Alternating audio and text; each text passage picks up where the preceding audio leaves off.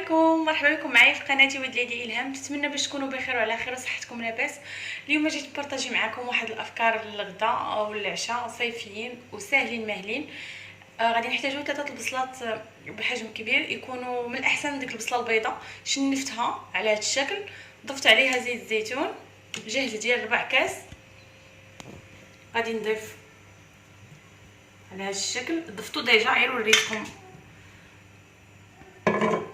غادي نحتاج نص معلقه ديال الكمون، 4 معلقه ديال الابزار،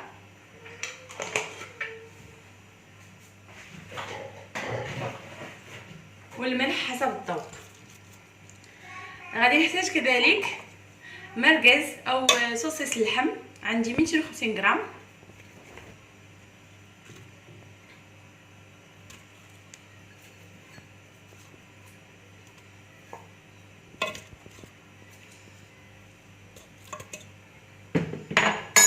جوج ديال لي طرونش سيترون، قليل من القزبر والمعدنوس على هذا الشكل. نعاود ندير واحد الرشه خفيفه ديال زيت الزيتون، وغادي نسد عليه في طنجره الضغط ونقص، نخلي العافيه مهيله حتى تذوب ليا ديك البصله ويطيب هذاك الصوصيص ورجع معكم. من بعد ما شفتوا معايا الوصفه ديال الصوصيص والبصله اللي درت في طنجره الضغط وسديت عليهم، جيت باش نوريكم واحد السلطه اللي تجي جديده شبيهه بالبابا غنوج. هي بطريقه اخرى. نورمال تيدار الدنجال بالطحينه اللي هي جنجلان تيتخدم مع الزيت، مي انا غادي نديرو بطريقه اخرى. عندي هنايا 4 دنجالات مشويين ونقيتهم وضعتهم في هذا الكاس. غنضيف عليهم واحد جهد 50 غرام ديال الكركاع، وغادي نضيف عليهم شويه الكمون وشويه الملح وزيت الزيتون، وغادي نميكسيهم كاملين. من بعد ما ميكسيتو اصبح عندي على هذا الشكل. انا غادي نوضعو في واحد الطبق ديال التقديم.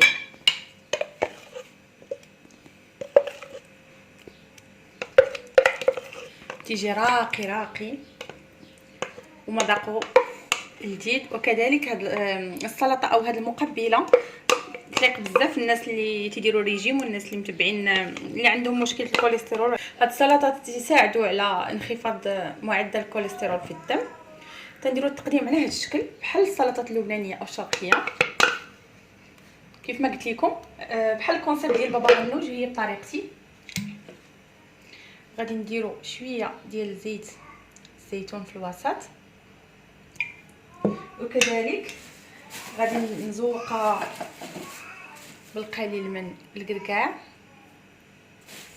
المهم نديروا ان غابيل بان راه كاين الداخل هذا الشكل. وغناخذوا اون فورشيت غنوضعوها في الكمون وغنوضعوها على الشكل.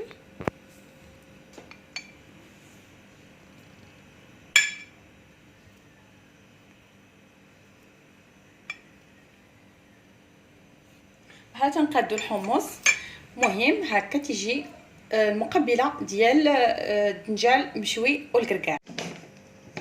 غادي ندوزو المقبله الثانيه اللي هي الفلفله، نفس الكونسيبت، غير هي غادي نديرو معاها شويه ديال اللوز عوض الكركاع. المهم نفس المقدار 50 غرام مع جهد. عندي هنا 3 الفلفلات مشويين ومنقيين ديجا.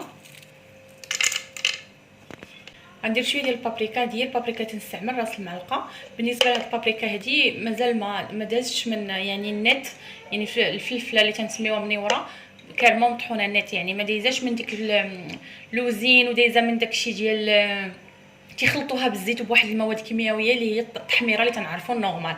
هذه هي التحميره الفري، تيكون لونها بحال اورانج. غادي ندير راس المعلقه، كذلك قليل من الكمون، قليل من الملح وزيت الزيتون، وغنميكسي العناصر. من بعد ما ميكسيت الفلفله مع اللوز صبحات عندي على الشكل. حاولت نخلي ما نميكسياش مزيان، خليت شويه ديال اللوز مهرمش باش يجينا كروكون في الماكله. غادي ناخذ لاسيت بحال كيف ما درت الفنجان، غنوضعها على الشكل.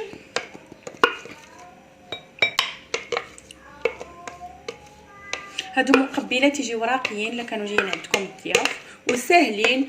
ما تطلبوش الوقت تحطوا لي بلا هكا وكل واحد ياخذ.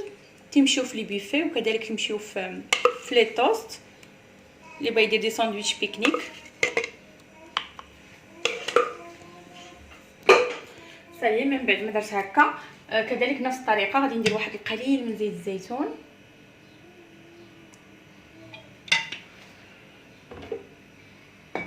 وغادي ناخذ اللوز ونزوق به كوم غابيل كيف ما درت في تنبينوا بان راه الكونتوني ديال لا سالاد فيها هاد لانغريديون هكا. وغادي ناخذ كذلك فورشيت ونوضعها في البابريكا او في الفلفله الحمراء.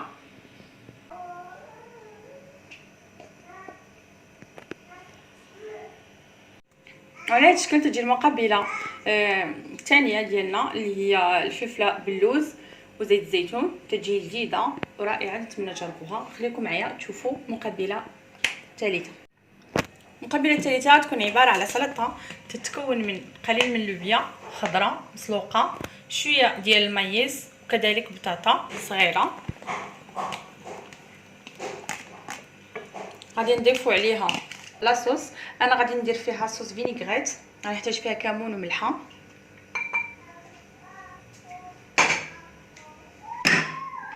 انا من عشاق صوص فينيغريت، تجيني احسن من المايونيز وصحيه. غندير فيها زيت الزيتون وكذلك رشه او قليل من عصير ديال السيترون الشكل. صافي وغادي نميكسي هادشي كله هو.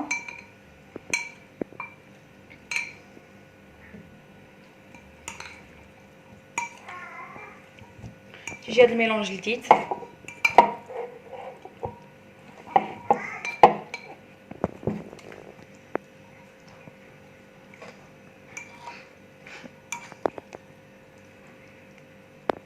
اوكي من بعد ما ميكسيت هادشي غادي نزينها قليل من اللوز وغادي نضيف لها زيت الزيتون، عفوا غنضيف لها زيتون اسود. اللي بغى يدير الزيتون خضر يديرو، اللي بغى يدير لي فروي سيك اخرين يديرهم. المهم الميلونج ديال السلطه تبقى على ذوقكم، غير هذه فكره وخلاص. كذلك غادي نضيف قطع من الفرomاج روج.